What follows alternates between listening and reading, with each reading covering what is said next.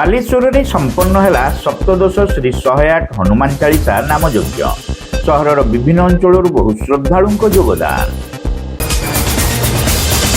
Balasore station ଛକରେ ଖୋଲିଛି 1 ଓ 2 gram gold forming jewellery showroom. ଆଜି ହିଁ ଆସନ୍ତୁ ଆଉ ବାଛି ନିଅନ୍ତୁ ଆପଣଙ୍କ ମନପସନ୍ଦର ଗହଣା। SJ ଜୁଏଲ୍ସ, ସମାଜ ଅଫିସ ତଳମହଲା, ଷ୍ଟେସନ ଛକ, ବାଲେଶ୍ୱର। ବାଲେଶ୍ୱର ସହରର ଗାନ୍ଧୀ ସ୍ମୃତି ଭବନ ପ୍ରାଙ୍ଗଣରେ 108 ହନୁମାନ ଚାଳିଶା ନାମଯଜ୍ଞ କମିଟି ପକ୍ଷରୁ ଚାଲିଥିବା ସପ୍ତଦଶ ଶ୍ରୀ ଶ୍ରୀ ହନୁମାନ ଚାଳିଶା ନାମଯଜ୍ଞ ସମାପନ ହୋଇଯାଇଛି। ଏହି ଅବସରରେ ଶୁକ୍ରବାର ସକାଳେ ସ୍ଥାନୀୟ ଝାଡ଼େଶ୍ୱର ମହାଦେବଙ୍କ ମନ୍ଦିର ପୁଷ୍କରିଣୀରୁ ଘଟୋତ୍ତୋଳନ ସହ ଏକ ବିଶାଳ କଳସ ଶୋଭାଯାତ୍ରା ଅନୁଷ୍ଠିତ ହୋଇଥିଲା। ଏଥିରେ ସହରର ବିଭିନ୍ନ ଅଞ୍ଚଳରୁ ଶତାଧିକ ମହିଳା ଯୋଗଦେଇ ଜଳପୂର୍ଣ୍ଣ କଳସୀ ନେଇ ଗାନ୍ଧୀ ସ୍ମୃତି ଭବନଠାରେ ପହଞ୍ଚିଥିଲେ। ଅପରାହ୍ନରେ କୁଣ୍ଡ ମଣ୍ଡଳାଦି ପ୍ରସ୍ତୁତି ସହ ଘଟ ସ୍ଥାପନ କରାଯାଇଥିଲା। ଓଡ଼ିଶାର ବିଭିନ୍ନ ପ୍ରାନ୍ତରୁ ଆସିଥିବା ବେଦଜ୍ଞ ବ୍ରାହ୍ମଣମାନଙ୍କ ଦ୍ୱାରା ଶ୍ରୀ ଶ୍ରୀ ହନୁମାନଜୀଙ୍କ ଷୋଡ଼ଶ ଉପଚାର ପୂଜା ନୀତି ଅନୁଷ୍ଠିତ ହୋଇଥିଲା। ସମାପନ ଦିବସରେ ସକାଳୁ ହନୁମାନଙ୍କ ନିକଟରେ ଷୋଡ଼ଶ ଉପଚାର ପୂଜା ଓ ଅଖଣ୍ଡ ହନୁମାନ ଚାଳିଶା ପାରାୟଣ ସହିତ ପୂର୍ଣ୍ଣାହୁତି ଯଜ୍ଞ ଓ ସନ୍ଧ୍ୟାରେ ସାମୂହିକ ଦୀପଦାନ କାର୍ଯ୍ୟକ୍ରମ ଅନୁଷ୍ଠିତ ହୋଇଥିଲା।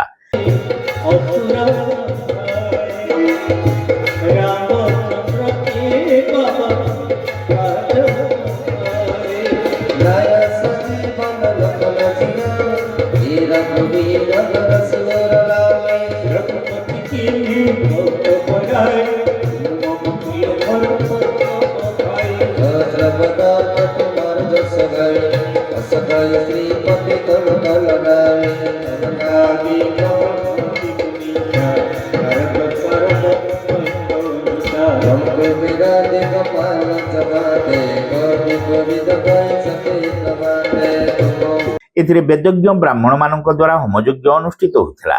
ମଧ୍ୟାହ୍ନରେ ଆୟୋଜିତ ସାମୂହିକ ପ୍ରସାଦ ସେବନରେ ବହୁ ଶ୍ରଦ୍ଧାଳୁ ଯୋଗ ଦେଇଥିଲେ। ମହାପ୍ରଭୁଙ୍କ ଏହି 2 ଦିନିଆ ନାମଯଜ୍ଞ ଅବସରରେ ବହୁ ସଂଖ୍ୟାରେ ଶ୍ରଦ୍ଧାଳୁ ଯୋଗଦେଇ ଶ୍ରୀ ହନୁମାନ ଭଗବାନଙ୍କ ଆଶୀର୍ବାଦ ଲାଭ କରିଥିବା ବେଳେ ଏହି ଆଧ୍ୟାତ୍ମିକ କାର୍ଯ୍ୟକ୍ରମ ଅତି ନିଷ୍ଠାର ସହିତ 17 ବର୍ଷ ଧରି ଆୟୋଜିତ ହୋଇ ଆସୁଥିବା 108 ହନୁମାନ ଚାଳିଶା ନାମଯଜ୍ଞ କମିଟିର କର୍ମକର୍ତ୍ତାମାନେ ସୂଚନା ଦେଇଛନ୍ତି।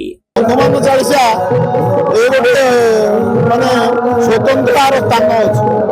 ଆପଣ ଦେଖନ୍ତୁ, ଯୋଉଟା ମୋତେ ପଚାରିଲେ, କଳି ଯୁଗରେ ସମସ୍ତେ କୁହନ୍ତି ହନୁମାନ ଏକମାତ୍ର ଦେବତା ଯିଏକି ସମସ୍ତଙ୍କୁ ରକ୍ଷା କରିପାରିବେ। ତେଣୁ ସେଇ ଆଧାରକୁ ନେଇକିରି ଆମେ ହନୁମାନଙ୍କୁ ଡାକୁଛୁ, ଆପଣମାନେ ବି ହନୁମାନଙ୍କୁ ଡାକୁଛନ୍ତି ଏବଂ ବହୁତ ଲୋକ ହନୁମାନଙ୍କୁ ଡାକୁଛନ୍ତି। କିନ୍ତୁ ଆମେ ଏଇ ଚାଳିଶାଟା କରିବାର ରହୁଛି 2009ରେ ଆମେ କିଛି ବନ୍ଧୁ ମିଶି ଗୋଟେ ଏଇଟାରେ ପ୍ରୟାସ କରିଥିଲୁ ଏବଂ ଆରମ୍ଭ କରିଥିଲୁ ଗୋଟେ ଛୋଟ ଆକାରରେ। ପରବର୍ତ୍ତୀ ପର୍ଯ୍ୟାୟରେ ଏଇ ପର୍ଯ୍ୟାୟରେ ପହଞ୍ଚି ଆପଣମାନେ ଦେଖୁଛନ୍ତି। ଉଦ୍ଦେଶ୍ୟ ହେଉଛି ଆମର ଯେଉଁ ହିନ୍ଦୁମାନେ ଅଛନ୍ତି, ହିନ୍ଦୁମାନଙ୍କ ସହିତ ଏ ଯେଉଁ ଧର୍ମ ଭାବ କେମିତି ତାଙ୍କ ଭିତରେ ପ୍ରକାଶ ହୁଏ। ସମସ୍ତେ ଜାଣନ୍ତି ଅନ୍ୟ ଧର୍ମ କଥା ତ ଆପଣ ଦେଖୁଛନ୍ତି ତାଙ୍କର ଧର୍ମ ଭାବ, କିନ୍ତୁ ଆମର ଧର୍ମ ଭାବ ଦିନକୁ ଦିନ ଦୂରେଇ ଯାଉଛି। ତେଣୁ ଆମେ ଚାହିଁଛୁ ଯେ ଏଇ ଧର୍ମ ଭାବଟା ଏଇ ହନୁମାନ ଚାଳିଶା ମାଧ୍ୟମରେ ଲୋକଙ୍କ ଭିତରେ ପ୍ରବେଶ କେମିତି କରୁ ଏବଂ ହନୁମାନ ସମସ୍ତଙ୍କୁ ସଦ୍ବୁଦ୍ଧି ଦିଅନ୍ତୁ। ଏଇଟା ଆମର 2009ରେ ଆରମ୍ଭ କରିଥିଲେ ବି ମଝିରେ 2 ବର୍ଷ ହେଇନି। ଏଇଟା 18ତମ। ତେଣୁ ଏ 18ତମ ବାର୍ଷିକରେ ଆମେ ଆମର ତ ସମ୍ପାଦକ କହିସାରିଲେଣି, ତେଣୁ ଆମେ ଆଶା କରୁଛୁ ଆପଣମାନଙ୍କ ଥ୍ରୁରେ ଏଇଟା ଯାଉ ସମସ୍ତଙ୍କୁ ବାର୍ତ୍ତା ଯେ ହନୁମାନଙ୍କୁ ସମସ୍ତେ ପୂଜା କରନ୍ତୁ। ହନୁମାନଙ୍କ ସହିତ ସମସ୍ତେ ମାନେ ହନୁମାନ ମନ୍ଦିର ଯାଆନ୍ତୁ ଏବଂ ହନୁମାନ ଉପାସନା କଲେ ସେମାନଙ୍କୁ ବହୁତ ଶାନ୍ତି ମିଳିବ। ଏଇ ହେଉଛି ଆମର କାମ। अंजनपुत्र भाईपुत्र रामदूत हनुमान जी की जय। ये संस्था ये पूजा कार्यक्रम दीर्घ 17 वर्ष धरिकी गांधी स्मृति भवन। आमर मुख्य उद्देश्य देश राज्य समाज रे आमर जमीती आध्यात्मिकता आस्ते आस्ते लोप पाई चली। विदेशी धर्म प्रति विदेशी संस्कृति प्रति लोक जमी आदरी गले तो आम धर्म किसी दिन पर सनातन धर्म लोक मुंडू पोछीदेवे। तेणु प्रत्येक वर्ष ये आध्यात्मिक चेतना ଲୋକଙ୍କୁ ରହିବା ପାଇଁ ଆମେ ଗୋଟେ ଛୋଟ ପ୍ରୟାସ କରି ଆସିଛୁ। ଏଇଟା ବେଶୀ 17 ବର୍ଷ ହେଲା। ପ୍ରଥମ ବର୍ଷ ଆମେ ପୁରୁଣା ଷ୍ଟାଡିୟମରେ କରୁଥିଲୁ, ତା ପରଠୁ ଗାନ୍ଧୀ ସ୍ମୃତି ଭବନରେ ହେଇ ଆସୁଛୁ। ପ୍ରାୟ ଜନସମାଗମ 10ରୁ 12,000 ଲୋକ ଆସନ୍ତି। ବହୁ ମାନ୍ୟଗଣ୍ୟ ବ୍ୟକ୍ତି ଏବଂ କିଛି ଲୋକଙ୍କର ଅର୍ଘ୍ୟରେ ଏ ପୂଜା କାମଟି ହୁଏ। ସମୂହ ପ୍ରୟାସରେ ଆମର ଏ କାମ ଗୁଡ଼ା ବହୁତ ଭଲରେ ହେଇଯାଏ।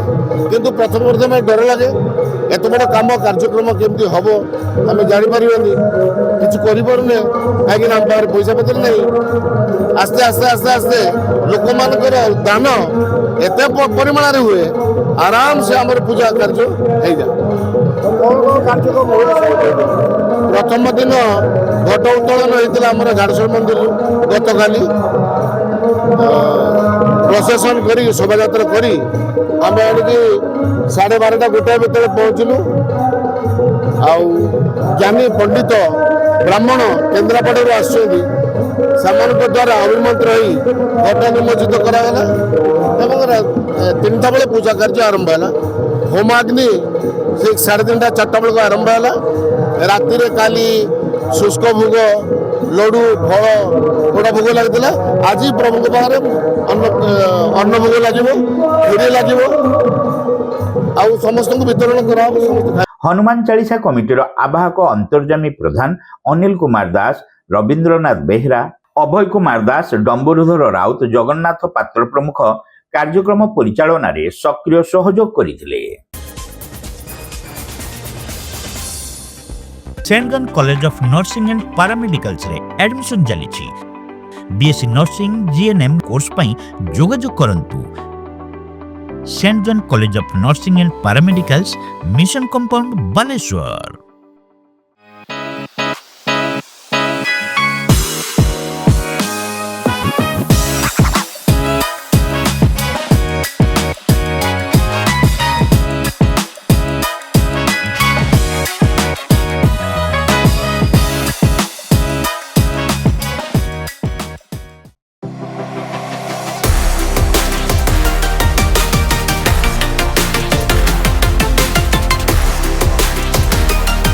मां Lakshmi jewellers, Vivekananda Marg, Chidiya Polo, Baleshwar. Welcome to Pratiksha Fertility and IVF Clinic, Baleshwar. With state-of-the-art facilities and cutting-edge equipment, we provide the highest standard of fertility care. Pratiksha Fertility and IVF Clinic, Baleshwar. Pipe किनिबा पूर्वरु पाइप रो पारिबा पणिया उपरे प्रत्येक प्रश्नर उत्तर आमे दबु। पानीर प्रखर जेते तीव्र हो अबा पानीर शिखर जेते उच्च हो, एमके प्लास्ट कंपनी रे निर्मित एमकेपी ब्रांड रो सुदृढ़ एवं दीर्घस्थायी पीवीसी एंड एचडीपीई पाइप्स सर्वदा नंबर 1। सर्वनिम्न मूल्य रे सर्वोत्तम पाइप किनिबा पई जोगाजोग करंतु। MK plast private limited, Ramdaspur industrial estate, Godisahi, Cuttack district. Pin 754006। Call करंतु 8637278439 किंबा ईमेल करंतु admin@mkplast.in।